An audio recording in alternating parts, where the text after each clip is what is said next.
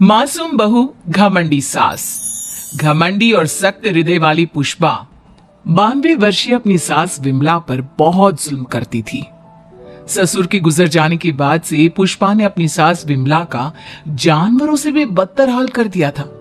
वो उसकी गिनती घर के नौकरों में करती, उसे अलग थाली में खाना देती, रहने के लिए अलग छोटा सा कमरा।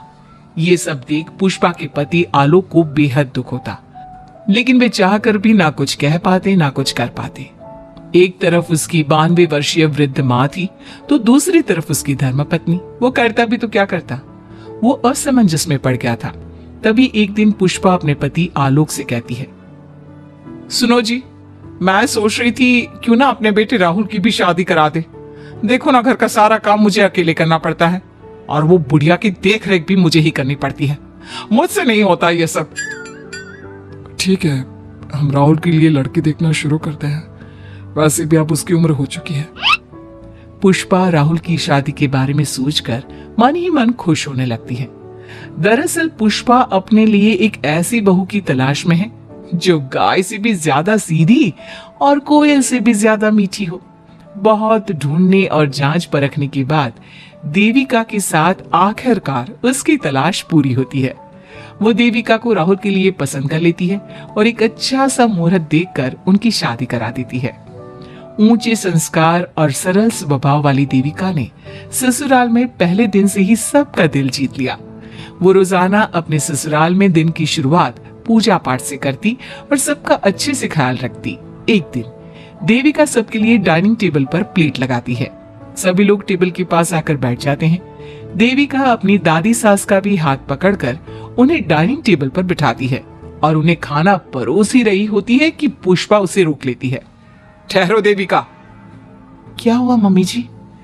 देविका, तुम इस घर में नई हो इसलिए शायद तुम्हें पता नहीं, तुम्हारी दादी सास के लिए अलग थाली है, वो इस थाली में नहीं खाती।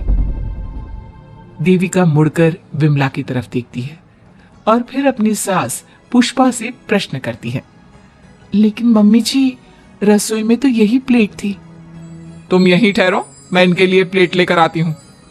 पुष्पा रसोई में किसी कूड़ेदान की तरह पड़ी प्लास्टिक की प्लेट लेकर आती है और उसी में विमला के लिए खाना लगाती है।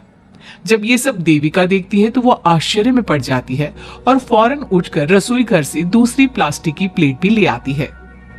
अरे बेटा, ये दूसरी थाली तू किसके लिए लाई है? देविका मासूमियत के साथ जवाब देती है, आपके लिए मम्मी जी। हाँ, मेरे लिए? पर क्यों? माँ जी, जब आपने अपनी सास यानी मेरी दादी सास को प्लास्टिक की प्लेट में खाना लगाया तो मैं समझ गई कि यह जरूर आपके घर की कोई परंपरा होगी, इसलिए मैं आपके लिए भी ये प्लास्टिक की प्लेट ले आई। अब आप अपनी सास के लिए इस प्लेट में खाना लगा दीजिए और मैं अपनी सास के लिए इसमें खाना लगा देती हूँ। देविका की बातों से पुष्पा हैरान हो जाती है। वो सोच में पड़ जाती है कि वो अपनी बहू देविका की मासूमियत पर खुश हो या फिर उसकी नासमझी पर दुखी। इसी तरह दिन बीतते चले जाते हैं और अब देविका को घर का माहौल और सास का स्वभाव सब समझ में आने लगता है। एक दिन सुबह पुष्पा अपनी सास यानी विमला को उसके कपड़े धोने के लिए कहती है और ये सब दूर से देविका देख लेती है। उसके कुछ ही समय बाद देविका आती है और अपनी सास पुष्पा से कहती है, मम्मी जी, मैंने घर का सारा काम कर लिया है, कपड़े, बर्तन, झाड़ू, पोछा सब लगा लिया है। अब मैं आपके पैर दबा देती हूँ। अरे लेकिन बेटा, तूने कपड़े नहीं धोए? मेरे कपड़े तो अंदर कमरे में ज्यों के त्यों पड़े हैं। मैंने आपके कपड़े नहीं धोए मम्मी जी। आप जब दादी से बोल रही थी ना कि आज उन्हें अपने कपड़े खुद धोने होंगे, तो मैंने सब सुन लिया था। फिर मुझे लगा आज पूर्णिमा भी है, इसलिए शायद ये आपके घर की कोई रस्म होगी, तो मैंने आपके कपड़े भी नहीं धोए मम्मी जी। देविका की बातें सुनकर पुष्पा अपना सर पकड़ लेती है और मन ही मन कहती है, ये तो जरूरत से कुछ ज्यादा ही सीधी है। अब क्या करूं मैं इसका? इस बुढ़िया ने मुझे परेशान करके रख दिया है। एक तरफ वो जरूरत से ज्यादा सीधी मेरी बहू, जो मेरी हर हरकत को इस घर का रिवाज समझ लेती है, और दूसरी तरफ ये बुढ़िया जो रोज अपना बिस्तर गंदा कर देती है। आए बुढ़िया, अब कौन करेगा यह बिस्तर साफ? बाहर से नौकर बुलाने पड़ेंगे क्या? चल जल्दी से अपना बिस्तर साफ कर, गंद मचा कर रखा है। बहू, तू ऐसा क्यों कहती है? मैंने तेरा क्या बिगाड़ा है? मैंने तो कभी तुझसे ऊंची आवाज में बात तक नहीं की, पर तू मुझसे इतनी नफरत क्यों करती है? तभी वहां आलोक, देविका और उसका पति आ जाता है। क्या हुआ पुष्पा, तुम माँ पर ऐसे क्यों चिल्ला रही हो? अरे देखो ना अपनी माँ को, इस बुढ़िया ने अपने बिस्तर का क्या हाल कर रखा है। कितनी बदबू आ रही है इस बिस्तर से, किसी काम की नहीं ये बुढ़िया। आप एक काम क्यों नहीं करते, इस बुढ़िया को वृद्धाश्रम क्यों नहीं छोड़ आते?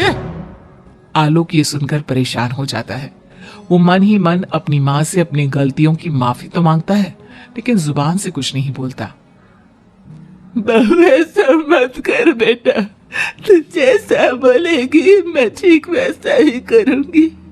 मैं अभी इस बिस्तर को साफ कर देती हूँ, पर प्लीज मुझे इस घर से मत निकाल।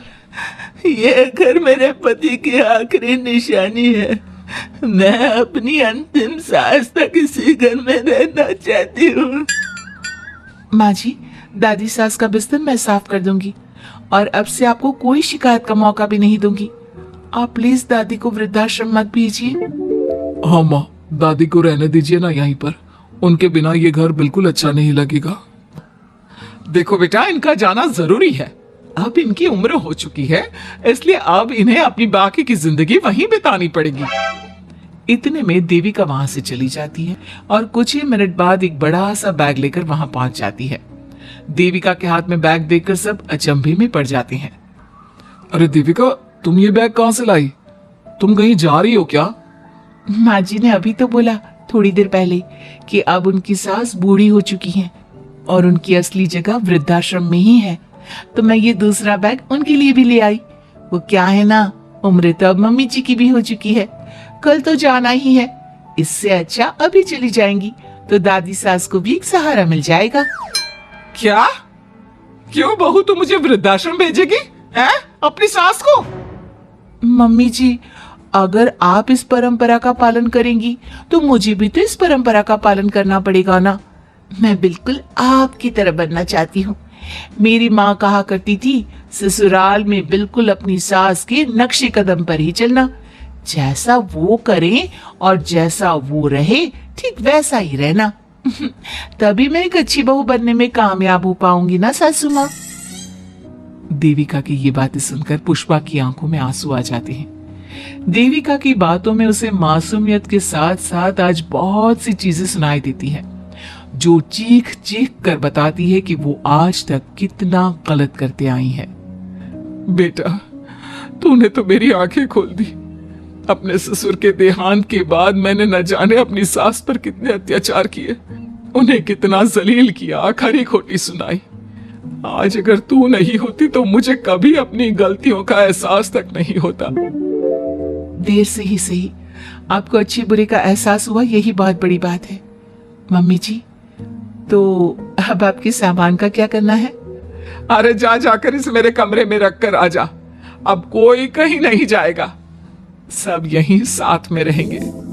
बहू, मुझे समझ में नहीं आ रहा मैं तेरा किन शब्दों में धन्यवाद कहूं। जो चीज तूने 2 दिन में पुष्पा को समझा दी, वो मैं बरसों से कहने की हिम्मत तक ना कर सका। पापा जी, जरूरी नहीं कि हर बात कहकर भी बताई जाए। कभी कभी अपनी गलतियों का एहसास कराना भी जरूरी होता है, और मैंने भी मम्मी जी के साथ ठीक वैसा ही किया। उन्हें उनकी गलतियों का एहसास कराया और देखिए आज सब ठीक हो गया। सच में देविका, तुमने आज हम सबको बहुत बड़ी सीख दी है। अब पुष्पा सुधर जाती है और घर की पूरी जिम्मेदारी देविका को सौंप देती है, और अब उनका परिवार एक सुखी और समृद्ध परिवार की तरह रहने लगता है।